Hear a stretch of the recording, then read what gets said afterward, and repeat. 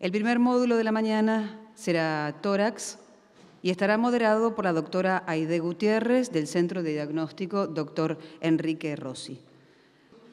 Timoma, nuevos paradigmas en imágenes. Escucharemos a la doctora Edith Marom.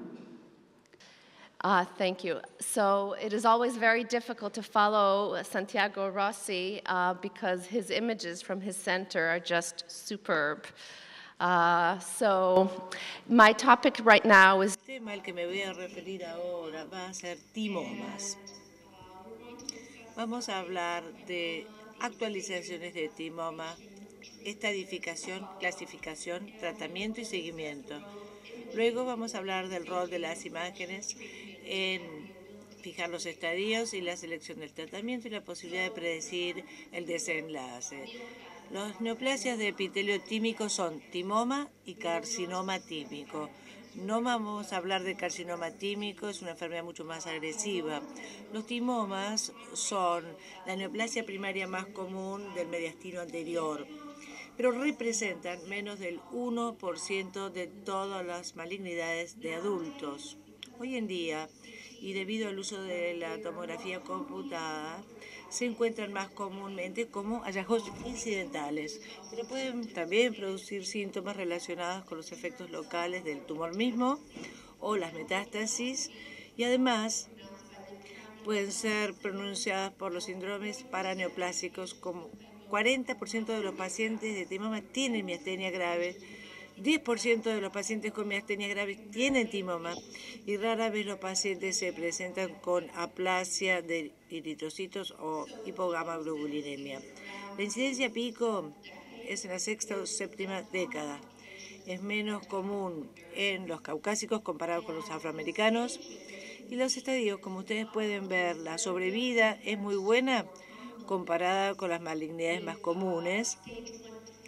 La estadia 1, la sobrevida a 10 años se acerca al 95%, el estadio 2 al 85%, el estadio 3 60% a los 10 años y el estadio 4 tiene un pronóstico más sombrío.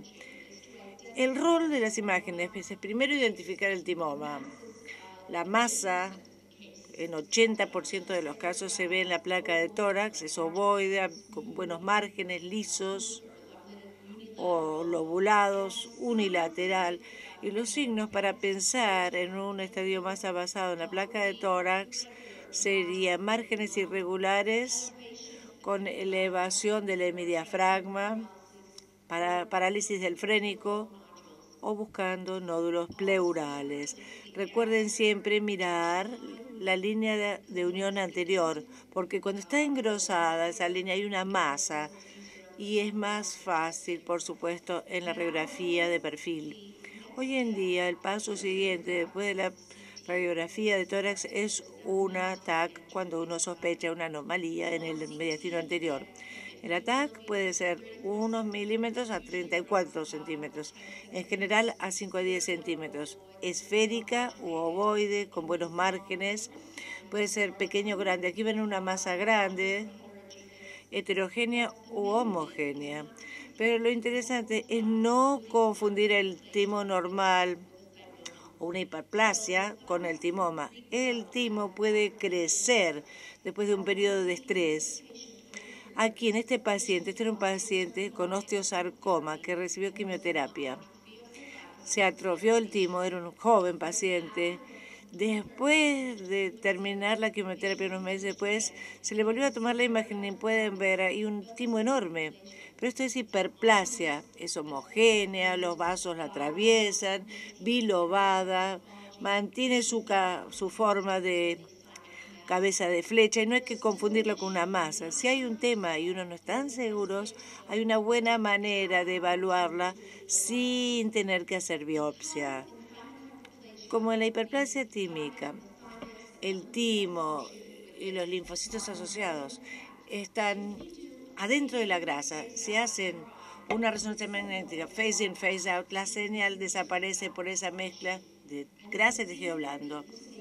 Aquí pueden ver a una paciente joven con miastenia con un poco de volumen añadido en la parte superior del timo y este es phase in y phase out. Y fíjense cómo va desapareciendo en forma homogénea la señal. A veces el timo puede ser heterogéneo por hemorragia, cambios quísticos, es acentuada por el contraste, las calcificaciones pueden estar presentes y si alguna vez hay alguna duda con respecto al quiste mediastínico, es un timoma quístico o un quiste tímico que puede ser congénito, la resonancia magnética puede ser útil. ¿Por qué? Porque el quiste congénito, las paredes son imperceptibles, mientras que con el timoma siempre hay nodularidad en la pared o en los tabiques. Entonces, el problema con los timomas es que la literatura se basa en series de una sola institución, pequeñas, las definiciones de los resultados entre las distintas casuísticas varían, y debido a esto, el Grupo de Interés de Malignidades Tímicas Internacional, que se llama ITMIC, una colaboración de individuos interesados en el mundo, se ha reunido justamente para desarrollar una infraestructura que facilite avanzar en el conocimiento de la enfermedad. Los primeros pasos que fueron publicados en el 2010 y 2011 en el Journal of Thoracic Oncology era desarrollar medidas de resultados o desenlaces estándar y luego desarrollar definiciones uniformes. Y esto se publicó también en Radiology.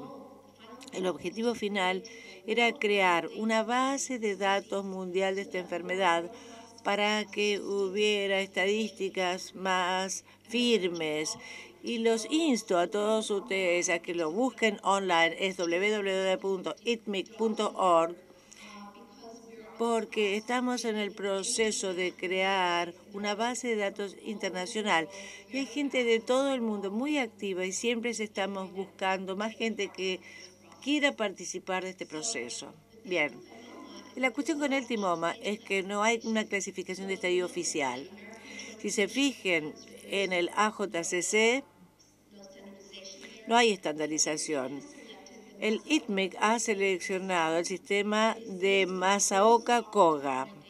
Se basa en hallazgos operatorios y microscópicos, se correlaciona con el resultado y se utiliza para guiar el tratamiento. Repasémoslo juntos, porque tienen impacto en nosotros como radiólogos y en el paciente. Estadio 1 es cuando todo el tumor está dentro de la cápsula. Estadio 2A, cuando hay invasión microscópica, eso no lo podemos saber nosotros para el patólogo. Estadio 2B, cuando hay invasión macroscópica a la grasa que le rodea. Estadio 3, y esto sí lo tenemos que detectar como radiólogos, es cuando hay invasión a órganos vecinos, pericardio, grandes vasos y pulmón. Y estadio 4 está dividido en A y B por las diferencias en sobrevida.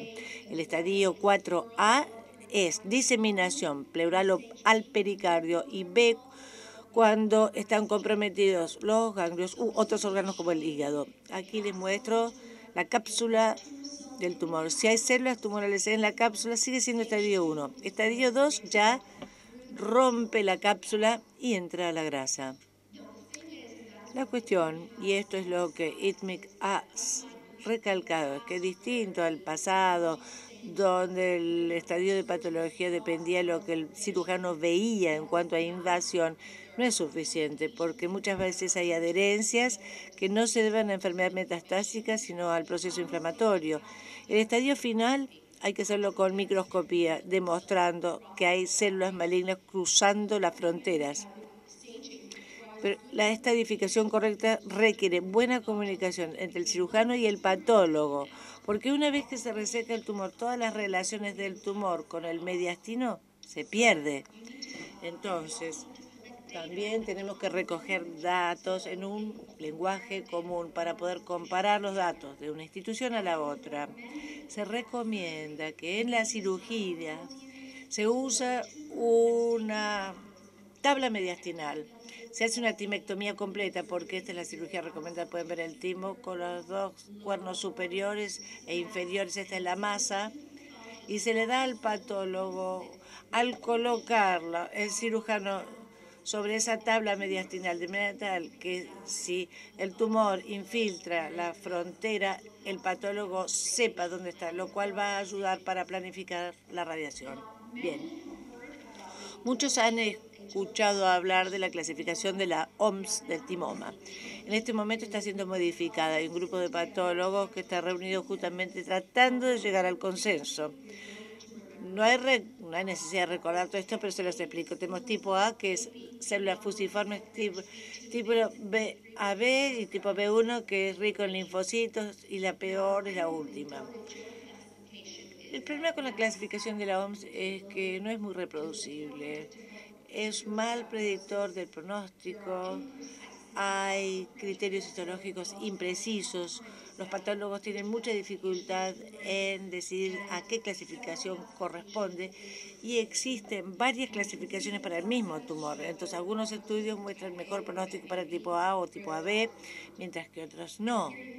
Y aquí tenemos el ejemplo de que le digo, de la que tiene células fusiformes y la que está rica en linfocitos, la B1, la B2, B3, todos vienen del mismo tumor, del mismo paciente. O sea, ¿a qué clase pertenece ese paciente? Es muy difícil. Por eso, el tratamiento del timoma se basa en los estadios Masaoka-Koga, no en la clasificación de la OMS. Estadio 1, cirugía solo. Estadio 2 es cirugía. Radiación postoperatoria controvertida. Pero ciertamente, para el caso de tumores resecados en forma incompleta, es allí donde ayuda esa tabla mediastinal. Estadios 3 y 4, eso es lo importante para nosotros como radiólogos, porque si se identifican en el preoperatorio, el paciente necesita recibir quimioterapia neoadyuvante porque su sobrevida mejora. Y ahí está el problema. La estadificación es de patología, pero es nuestro trabajo antes de la cirugía, tratar de estadificar al paciente radiográficamente. Tenemos que identificar a aquellos que necesitan terapia neoadyuvante porque algunos que no son operables igual van a recibir quimioterapia para ver si pueden contraer el tumor, para ver si logran ir a cirugía. Y el tratamiento para el 4B es paliativo nada más. Después de identificar el timoma, nuestro trabajo, como dije, es identificar estadios 3 y 4A y 4B que no va a la cirugía igual. Entonces, ¿cuáles son los hallazgos obvios que vemos que hace que el paciente sea estadio 3 o 4?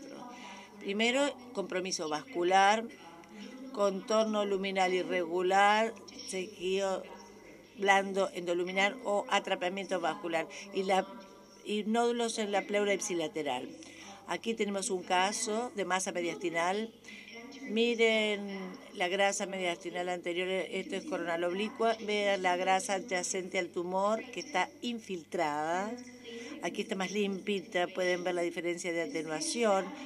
Esto lo haría solamente estadio 2, pero el paciente también tiene compromiso del pericardio. Observan la nodularidad, o sea, estadio 3. Este caso de aquí, la masa primaria en el mediastino anterior. Pueden ver una masa aquí, un nódulo pulmonar 4B. No. Esto es un depósito pleural en la fisura principal. Este paciente resulta que tenía 4B porque tenía metástasis pulmonares. Y como parte de la definición, al notificar estas imágenes, ITMIC, para que sea claro, consideramos nódulo pulmonar comparado con uno pleural. El nódulo pulmonar solamente si hay pulmón rodeando totalmente al nódulo, si no se lo considera pleural. Este es otro ejemplo de enfermedad no resecable, compromiso del pericardio que rodea la coronaria izquierda, el tronco de las izquierdas. Y esta es la enfermedad de estadio 3, que puede ser resecable porque a veces se puede reconstruir las venas, pueden ver el tumor que envuelve más de 180 grados a la vena cava. Es importante mencionar esto en el informe. Este es un caso de linfadenopatía. No se sabe mucho con respecto a cuáles son los criterios de compromiso ganglionar del timoma, porque hasta ahora la linfadenectomía no se hacía de rutina en casos de timomas. Entonces uno pensaría que esto es una enfermedad de estadio 4B por los ganglios, pero resultaron ser benignos. Sorpresa, sorpresa. Pero es importante notarlos en el informe para que el cirujano los saque, para que se haga una estadificación más acabada. ¿Cuáles son las otras correlaciones quizás indirectas de tener un estadio mayor con una imagen? Los estudios iniciales no eran de imágenes, sino quirúrgicos, tratando de correlacionar el peor resultado, peor estadio, con el tamaño del tumor. Los estudios pequeños no mostraron correlación. Un estudio más grande sí mostraron correlación. No hubo un tamaño claro que uno dijera, bueno, de aquí para adelante, desde este tamaño en adelante, es estadio 3. Pero el primer estudio que apareció que correlacionaba la estadificación de masa ósea con los hallazgos radiológicos de TAC fue realizado en 50 pacientes y compararon estadio 1, enfermedad encapsulada, con el resto de los estadios. Aunque el estudio es importante y encontró los tumores lobulados irregulares con baja atenuación y con calcificaciones se asociaban con enfermedad invasiva, clínicamente no es tan útil, porque estadio 1 y 2 se tratan igual. Una separación útil sería separar los que requieren quimioterapia preoperatoria y compararlo con aquellos que no. Entonces, en nuestra institución tratamos de estudiar esta cuestión. Tomamos un grupo de 99 pacientes, la mitad en el estadio 1 y 2, los otros estadio 3 y 4. Usamos un árbol de regresión para tratar de decidir cuál es el mejor tamaño para separar los pacientes que requieren quimio antes de la cirugía o no, o sea, 1 y 2, 3 y 4. Y también hicimos análisis de múltiples variables. Tomemos en cuenta todos los otros criterios usados en el pasado para tratar de ver cuáles eran verdaderamente significativos. Y así hicimos un análisis multivariable de todas las variables únicas que requirieron significación. No hace falta que lo lean. Es una repetición de los otros estudios diciendo que el tamaño más grande y 7 centímetros era el punto de corte, y encontramos que el tamaño más grande, los tumores lobulados irregulares, que infiltraran grasa con calcificaciones, todos estos criterios, cada uno de estos parámetros era significativo, pero de ellas los únicos 3 que siguen siendo importantes del análisis multivariable: tumores de más de 7 centímetros, lobulados y aquellos que infiltran la grasa en derredor, que se asociaban con la enfermedad más avanzada, estadio 3 y 4. Y creamos un nomograma. ¿Qué es un nomograma? Un nomograma ahora es popular en la literatura de oncología. Es una herramienta que nos ayuda cuando uno recibe un paciente en la clínica para tratar de alguna manera separar los pacientes que tienen mejor pronóstico y los de peor pronóstico y planificar el tratamiento. Suponiendo que tenemos un tumor grande, lobulado, que infiltra grasa, ¿qué hacemos con este nomograma? Para los de más de 7 centímetros se traza una línea en esta línea. Para infiltración a la grasa se proyectan estas rayas. Cada una de estas características tiene y se van sumando. Su 55 más 63 más 100, en este caso nos da 218. Entonces trazan una línea. La línea de puntos esta hasta la probabilidad de enfermedad avanzada, y pueden ver que con este resultado 218 nos da un 75% de probabilidad de que haya enfermedad avanzada. Esto es sumamente útil porque cuando el paciente viene a la clínica y uno tiene en cuenta estos puntos y uno dice, bueno, el paciente tiene esto, esto y esto en la TAC, ahora el médico clínico sabe, bueno, este paciente debería recibir quimioterapia preoperatoria porque ahora sí puedo decir objetivamente que ese paciente la necesita. Y bueno, y tendrá razón en el 75% de los casos, y quizás solamente 25% lo reciba de manera innecesaria. Mientras que antes decíamos, qué feo que está este tumor, pero ¿cómo lo decidíamos? No había criterios objetivos claros. Acá tenemos un ejemplo, podemos ver un tumor lobulado, heterogéneo, con calcificaciones, y también tiene metástasis pleural. O sea, hay metástasis pleural. Estadio 4A, no hay duda. Después usamos este nomograma para ver cómo andaba con la predicción y comparamos los pacientes que tenían más de un 50% de chance de tener enfermedad avanzada con la sobrevida libre de progresión. Y vimos que el nomograma los separaba. a los que tenían mejor y peor pronóstico. Entonces, eso es bueno, pero es solo lo de un centro. Nuestro objetivo en realidad es recoger datos de todo el mundo y la idea es que dentro de esta base de datos hay una sección para recoger los hallazgos de imágenes. La característica inicial es recoger toda la información, tratar de obtener los contornos, densidad, calcificaciones, para tener de esa manera estadística más robusta. En el futuro también vamos a abrir un link para que manden las imágenes. Hablemos de la resonancia magnética. Hoy en día solo se utiliza para la evaluación de los pacientes que tienen alergia al yodo o insuficiencia renal.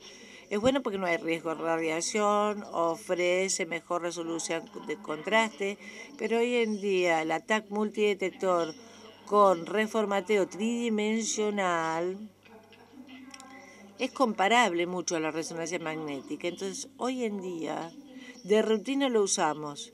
Si necesitan el artefacto de cambio químico entre hiperplasia y timoma, ahora estamos haciendo un estudio para ver si la resonancia magnética y la TAC son igual de precisas para la estadificación del timoma, porque muchos de esos pacientes son jóvenes.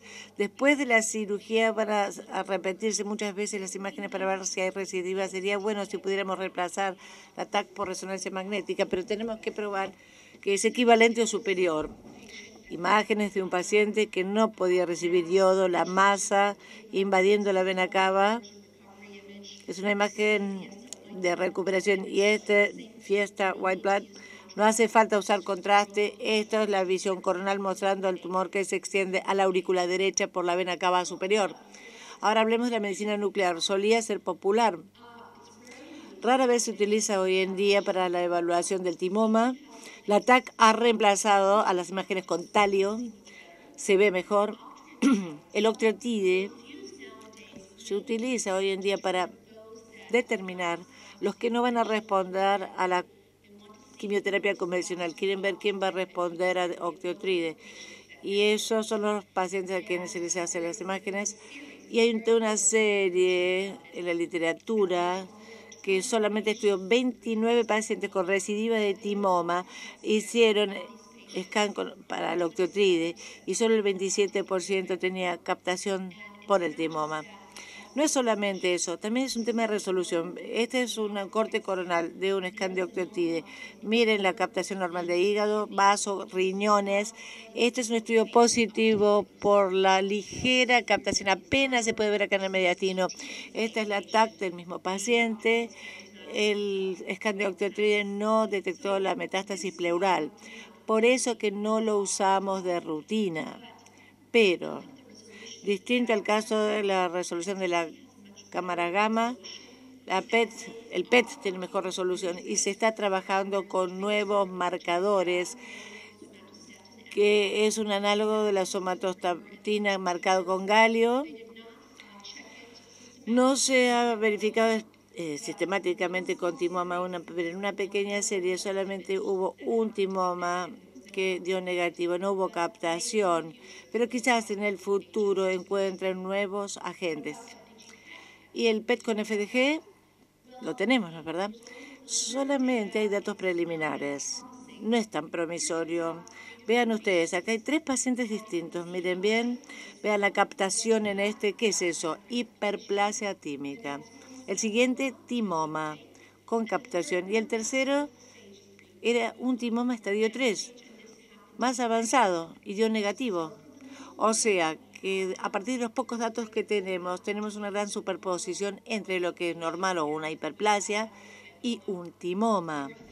Hay pocas series que estudian FDG, PET y timoma. En general se mezclan con cáncer tímico, que es más agresivo, tiene más actividad de FDG, pero tenemos que ver el estadio del timoma. Entonces, en esta pequeña serie hay solo 17 timomas. Trataron de estudiarlo con la clasificación de la OMS. No podían distinguir, como dijimos, hay problema con esa clasificación de la OMS. Aquí vemos el PET-FDG y la estadística de Saoka con 40 pacientes. El SUV no podía predecir cuál de los timomas era más avanzado que el otro. Nuestra experiencia preliminar en nuestra institución, solamente con 31 pacientes demostraron, y aquí lo ven, la actividad de SV, los estadios 1, 2, 3, 4, la actividad de SV, cualquier cosa. O sea, está muy repartida. No se podía distinguir el estadio 3 y 4 comparado con el 1 y 2. Y no ayudó para el tratamiento prequirúrgico. El problema del timoma, después de resecarlo, es que puede haber recidivas tardías, hasta 5 o 10 años después de la resección, y hay que seguirlos mucho tiempo. ¿Por qué hay que hacer esta vigilancia? Porque la cirugía, cuando es posible, sigue siendo la opción terapéutica preferible, porque la resección de la recidiva mejora la sobrevida. Aunque el paciente haga una recidiva, si lo encuentran a tiempo y se opera, la sobrevida vuelve a como si tuviera el estadio inicial. Los no resecables se tratan de forma paliativa. Debido a esto, seguimos muy cerca a estos pacientes y las recomendaciones que aparecieron del ITMIC son hacer scan de tórax una vez por año durante los primeros 5 años después de la resección. Después de los 5 años pueden hacer un año TAC y otro año una placa de tórax, hasta los 11 años. Después de los 11 años, porque la chance de resección va disminuyendo, solamente pueden hacer radiografía de tórax una vez por año.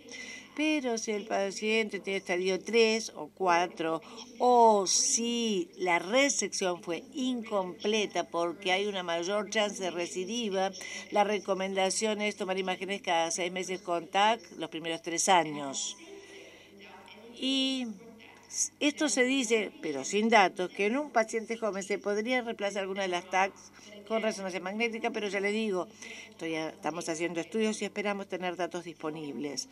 En conclusión, la TAC es la modalidad de imagen transversal más importante en pacientes con timoma, lo cual es correcto para la estadificación y la extensión de la resección son los factores de pronóstico más importantes.